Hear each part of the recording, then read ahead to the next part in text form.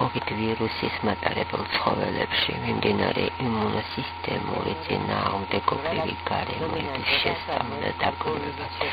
ცხოველური შტამპი, რომელიც უმნიშვნელოდ მიდის გარკვეულ სახეობებში გამოყენებული იქნას როგორც ანტიგენი, ანტისხეულის ფაგოციტოზური დამოკიდებულება მუტაციურ ფორმის მატარებელ ვირუსთან.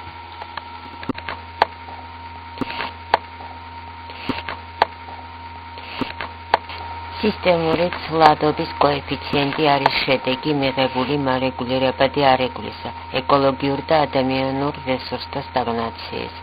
როცა ძალის დემონსტრაციის ფორმა ხდება მართლობითი რიგითობის კოეფიციენტი, სადაც სამეცნიერო კვლევითი მიმართულებები დეფორმირდებიან როგორც ინსტიტუციური დანამატი, ადამიანის ეკოფლორის და ფაუნის და აღნიშნულ მიმართულებას შორის არის მართლობითი ძალის სამეცნიერო კვლევის სტრუქტურა, რაც დომინანტია და წარმოებს გარკვეულ მიზეზშედეგობრივ მიმართულებას სასიცოცხლო რესურსებს შორის.